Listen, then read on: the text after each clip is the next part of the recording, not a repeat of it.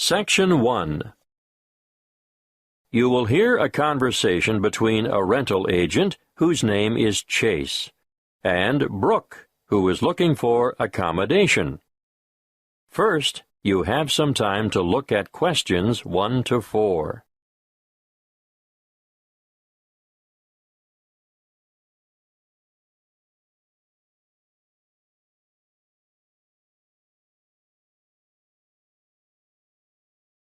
Now we shall begin.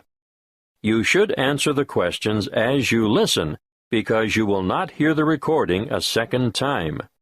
Listen carefully and answer questions 1 to 4. Good morning. My name is Chase. I'm the duty agent. Good morning, Chase. I'm Brooke Fields, and I'm looking for new accommodation. I'm sure I can help you with that, but let's get some particulars first, Brooke. What did you say your family name is? Fields. Good. Now, how old are you, Brooke? 26, almost. I'm still 25, but my birthday is next month, on the 24th of September. I see. And how long have you been in Australia? Quite a while now. I came 3 years ago and spent 18 months in Melbourne at first. How long have you been in Brisbane?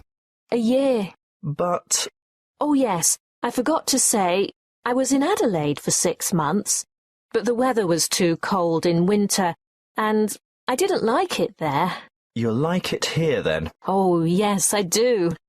Now, what's your current address? Unit 4, 5 Trade Winds Crescent. But I'm only there for 3 more weeks. I've given notice already. I'm going to have to move quickly to find you something soon. What's the postcode for Trade Winds Crescent? 5217. Thank you. This unit you're renting now, is it 1, 2 or 3 bedrooms? 2 bedrooms and 1 bathroom. And are you looking for something similar in a unit or an apartment? Yes, 2 bedrooms will suit me just fine. But I often have family or other visitors come to stay, so I'd like an extra bathroom. I can understand that. Look, I've just listed an apartment with 2 bathrooms that might suit you. Would you like to have a look? Have you got time now? Good. Before you hear the rest of the conversation, you have some time to look at questions 5 to 10.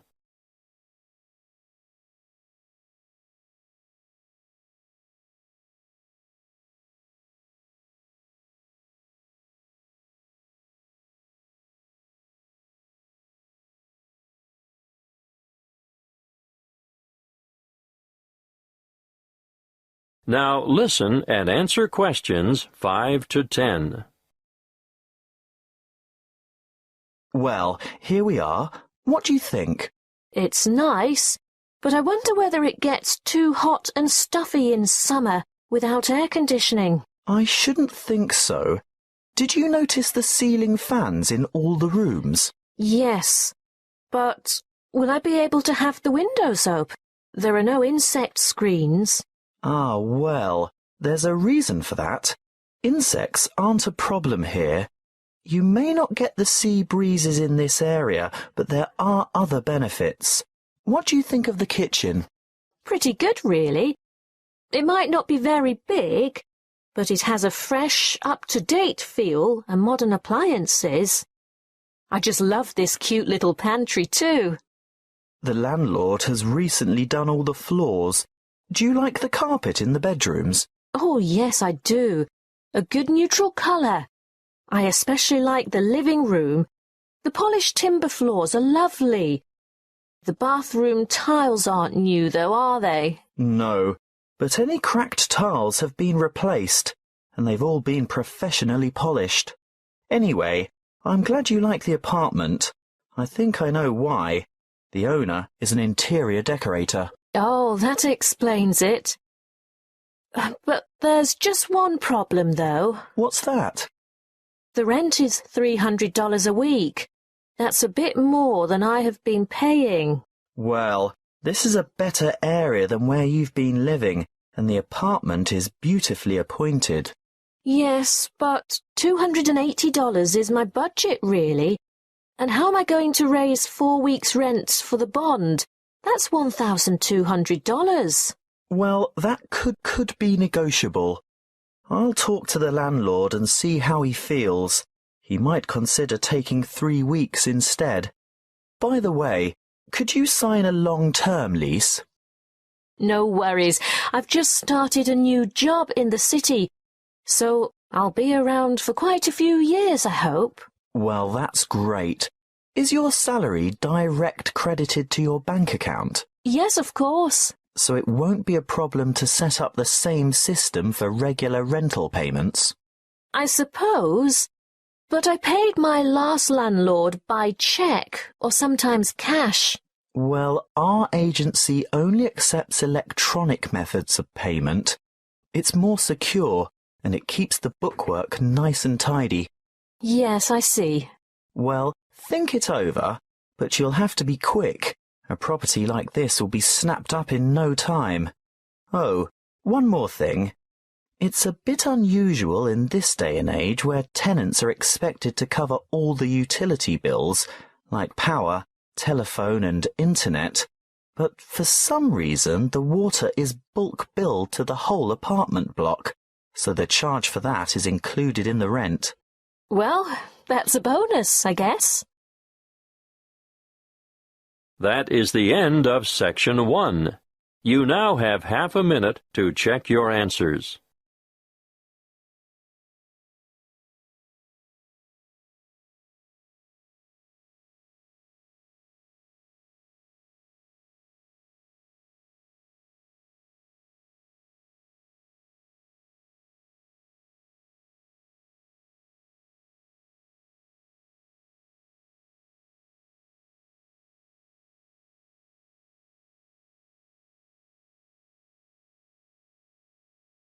Now turn to Section 2.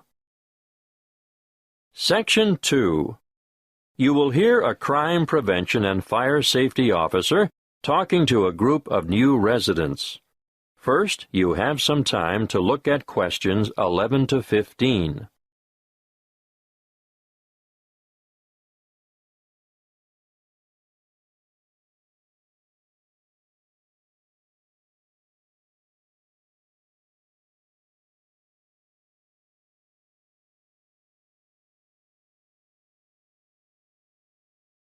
Listen carefully and answer questions 11 to 15. Good evening. Last week, Mr. Jenkins spoke to you about home security.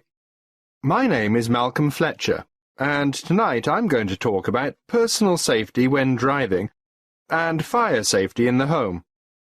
Of course, we shouldn't go around perpetually frightened of all the bad things that might happen to us, but there are some sensible precautions that we should all take to avoid getting hurt. You probably know already that a great number of serious assaults occur in the vicinity of motor vehicles. You should always be alert when walking to your car and check the rear seat of your car before getting in. This is especially important in isolated parking areas or the far corners of major shopping complexes. Now, once inside your car, get into the habit of locking the doors. Always keep the windows up and the doors locked, especially if you're travelling alone. If at all possible, steer clear of isolated roads after dark. Even with all the high-tech communication devices we have today, many serious crimes are committed on lonely back roads. Make sure your vehicle is mechanically sound, and ensure you have adequate fuel in the tank at all times. If your vehicle does break down in a lonely spot, lift the bonnet and then lock yourself inside the car and call for help on your mobile phone. Never, under any circumstances, leave your vehicle and go with a stranger to seek help. It is better to wait for the police or some other emergency vehicle to stop and offer assistance. Of course, you should never pick up a hitchhiker. Some of the most serious crimes committed in this country have been a direct result of this foolish practice. If you think you're being followed by someone in another vehicle, ideally you should drive to the nearest police station. But if there isn't one within easy reach, drive to the nearest open service station or shop, or the nearest occupied house. Now, we are lucky enough to have a police station in this area. Do any of you know where it is? Look at this map on the screen, and I'll show you how to get to it from the community centre where you are now.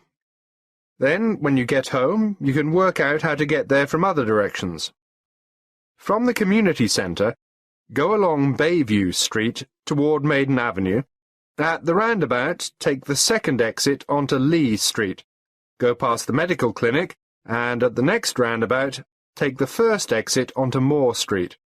You should continue on Moore Street until you have passed the little block of shops on the left and the church on the right.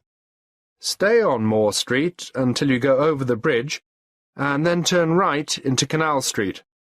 You'll find the police station on the corner of Canal Street and Cockleshell Court. Before you hear the rest of the talk, you have some time to look at questions 16 to 20.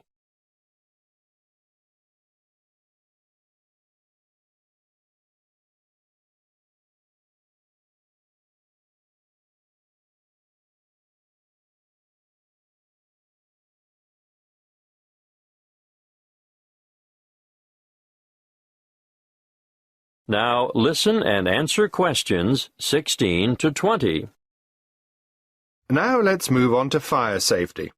Before I talk to you about safety precautions and procedures, I'd like to mention some of the effects of smoke and heat on humans. There are 4 ingredients of fire, namely oxygen, fuel, heat, and chain reactions. Almost all materials burn, and most household goods burn very easily. The air we breathe contains about 21% oxygen. As fire burns, it consumes oxygen, thereby reducing the oxygen content of the air. When that is reduced to 15%, oxygen deficiencies in body tissue cause an impairment of muscle control and dexterity. At between 10 and 14%, judgment and reasoning are affected. Oxygen reduction to between 6 and 10% results in unconsciousness, and breathing stops. Sounds scary, doesn't it? But that's not all you have to worry about. Many materials in the home give off toxic gases as they burn. The main toxic gases are carbon monoxide, carbon dioxide, hydrogen sulfide, and nitrogen oxide. Carbon monoxide is an invisible and odorless gas produced in all fires. It takes up the place of oxygen in the blood, thereby reducing the supply of oxygen to the brain. The effect of carbon dioxide is to increase the heart rate and stimulate the rate of breathing, causing an increase in the intake of other toxic gases, which contributes to, amongst other symptoms, serious oxygen deprivation. Hydrogen sulfide, on the other hand, affects the nervous system, causing dizziness and pain in the respiratory system. It does occur naturally in volcanic gases and hot springs, and it also results from the bacterial breakdown of organic matter. You're probably familiar with it. You know, it has that characteristic odour of rotten eggs. But make no mistake, in large concentrations, it's deadly. Lastly, nitrogen oxide is another extremely poisonous gas at high levels of concentration, which deadens feeling in the throat and lungs, causes swelling in the throat, and a build-up of fluids in the lungs. That is the end of Section 2. You now have half a minute to check your answers.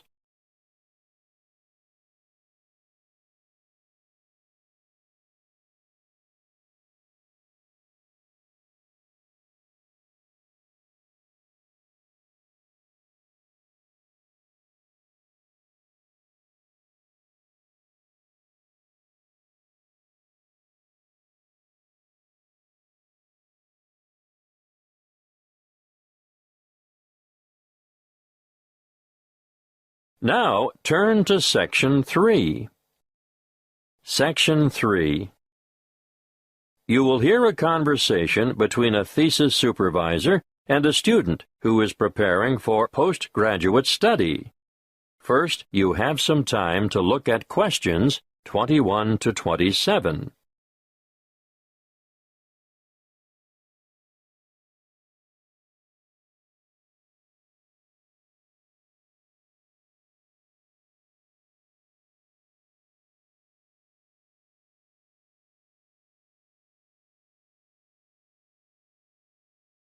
Listen carefully and answer questions 21 to 27. Good morning, Archie.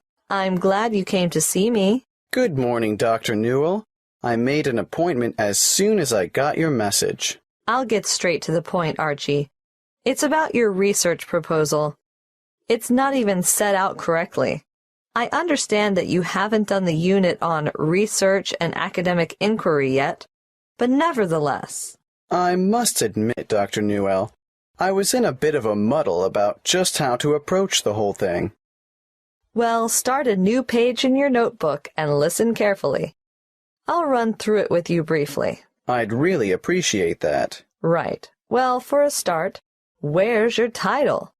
I don't think we can consider all this rambling at the top of the page. A convincing title. It should be descriptive but concise. You can even omit the preamble, an investigation of. Okay, a clear and compelling title. Well, let's move on to the abstract. Yeah, I'm not really sure I know what that is.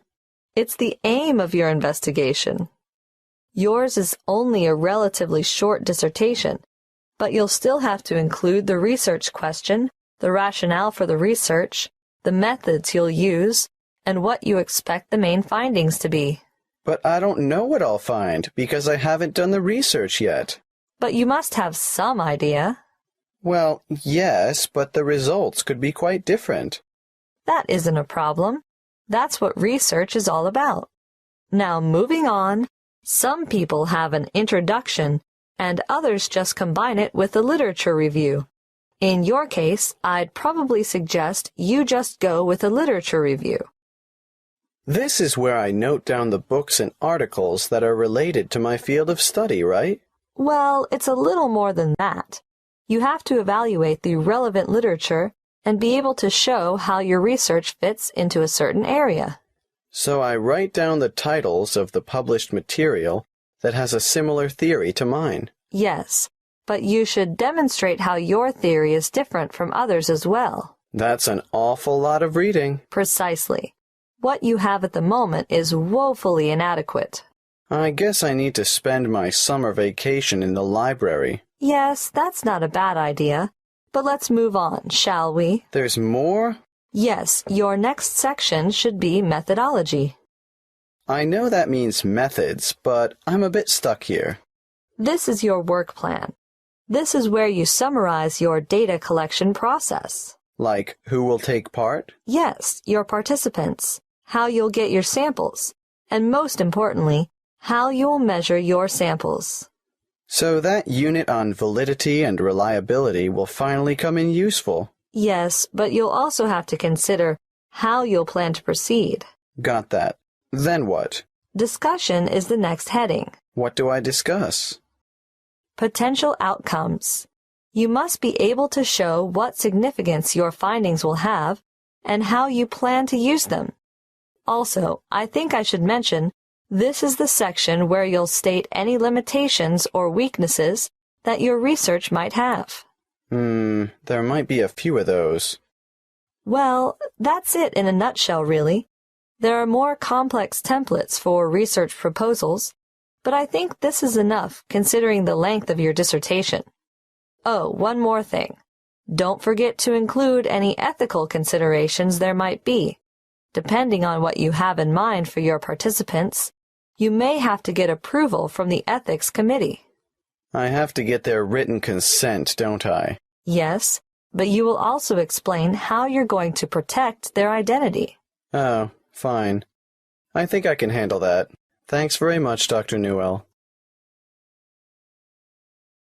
Before you hear the rest of the conversation, you have some time to look at questions 28 to 30.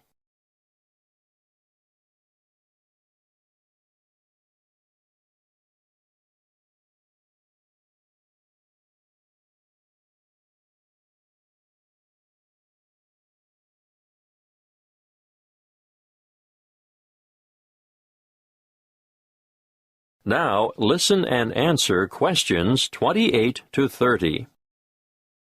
All I've done is go through the key elements with you. Let me explain that the proposal has to convince me that your project is worthwhile and that you have the necessary competence to carry it through. I understand. As you write it, you need to bear in mind 3 basic questions, and they are, what do you hope to accomplish? Why do you want to do it? And how are you going to do it? I can't make it simpler than that. No, that's really helpful. Thanks. Just a bit more advice, Archie.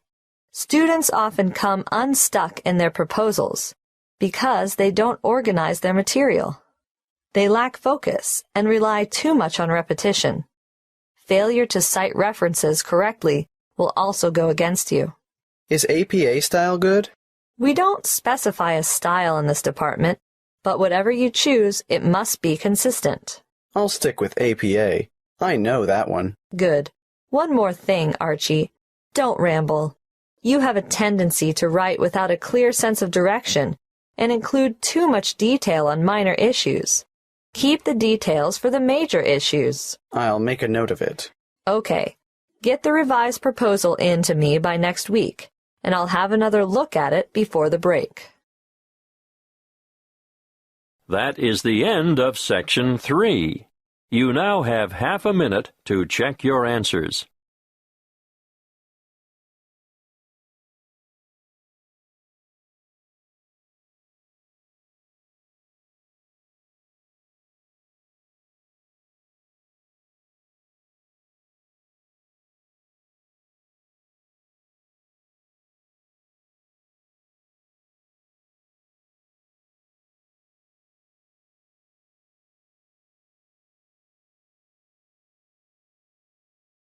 Now, turn to Section 4. Section 4. You will hear a talk on the topic of decision-making and problem-solving. First, you have some time to look at questions 31 to 40.